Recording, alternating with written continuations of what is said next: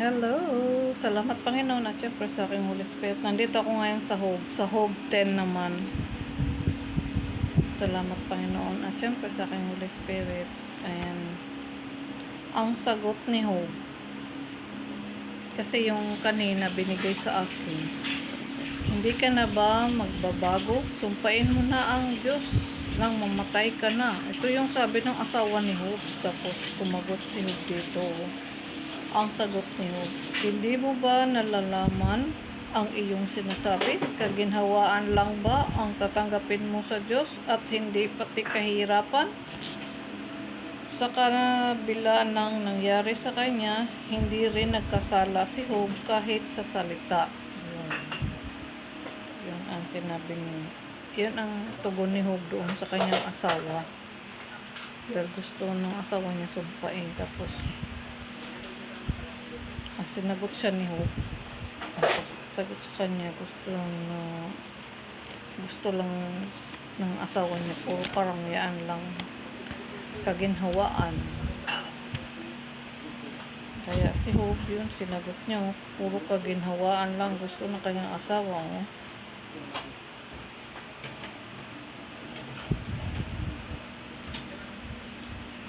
Ating Panginoon, nagpakahirap nga para sa atin, tinubos niya tayo, ginawa niya ang lahat, tapos hindi natin sa pinaniniwalaan, hindi natin sinunod, tapos ito, tingnan mo si Hope po.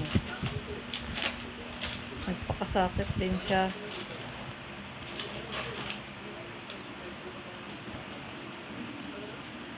Kumbaga, parang dinamayan niya yung Panginoon sa mga kahirapan ng Panginoon. Kaya yun, sa kanya, tingnan mo siya, binigyan siya ng katakot-takot na mga sakit.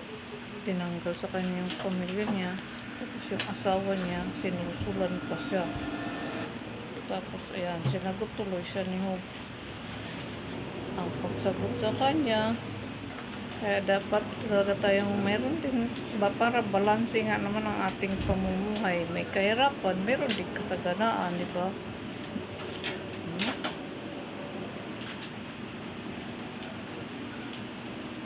Kahit hindi nagkasala si Hope, katulad ni Jesus, nagpakasakit din siya, nagpakahirap, pinahirapan din siya, no? Kalaban ng Panginoon dahil pinahintulutan ng Panginoon na nangyari sa kanya dahil nga bilib sa kanya yung Panginoon at syempre sinubukan siya ng diablo, pinayagan ng Panginoon pero hindi pinapayagan ng Panginoon na patayin siya, kahirapan lang, di ba? Ganyan para malalaman ng lahat kung gaano tayo katibay sa ating pananampalataya, sa ating pananalig sa Panginoon. Tingnan mo si Hope. Ganun sana tayo. Pamarisan natin yung mga tinawag ng Panginoon dati. Tulad ni Daniel, si Hope, sila Noe, sila David, sina Abraham, di ba? Nagpakahirap sila, nag-ano sila, si Josue, si Moises, di ba? Ang Panginoon sa Kristo. Parang naman, kumbaga sa tama ang timpla, tama ang panlasa, tama ang balanse, kumbaga. May kahirapan, meron din kapighatian, hindi naman buong buhay ang kapighatian, hindi rin buong buhay ang kahirapan, diba? Balanse nga, tingnan mo.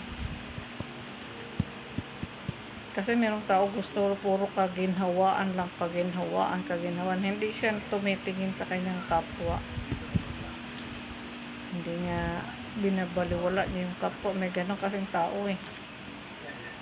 Ayaw niya ibaling yung sarili niya doon sa maraming naghihirap. Hindi niya nakikita. Wala siyang nakikitang marami ang naghihirap. Kaya puro lang kaginhawaan ang gusto niya.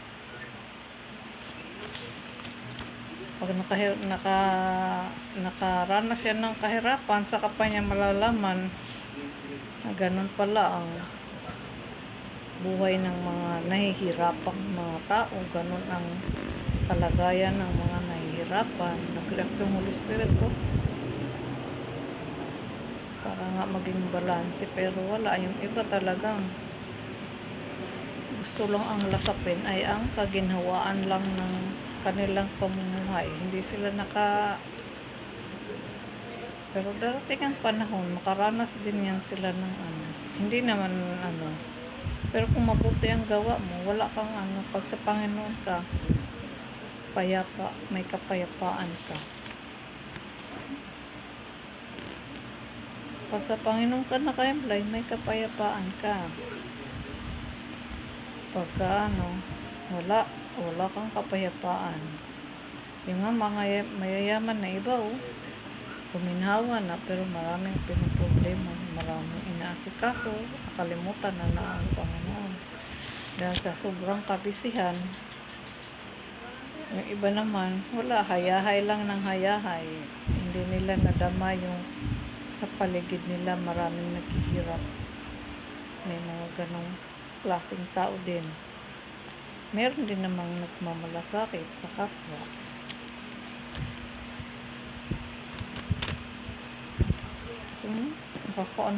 Ano dito, asawa niya, nagsulsul sa kanya, sumpay na daw ang Panginoon. Tama ba yung ganun? Mag-asawa sila. Hindi tama. Dapat damayan niya at tulungan niya yung asawa niya. Sana ganun. Yung iba yung talagang ilalaglag ka. Ilalaglag ka talaga.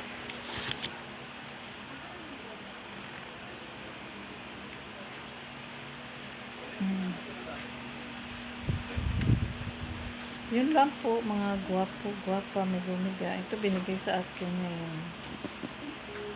Kanina yung 2.9. Ito naman 2.1. 2.1 ang binigay sa akin.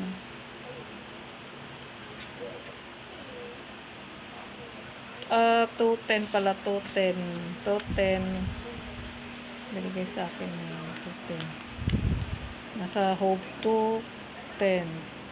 Kanina. Nasa 2.9. Kaya dinugtong ko, binasa ko na lang din. Salamat po kung kayo nakikinig, mga guwapa dyan. Salamat muli sa Panginoon at siyempre sa aking Holy Spirit. Salamat. God bless.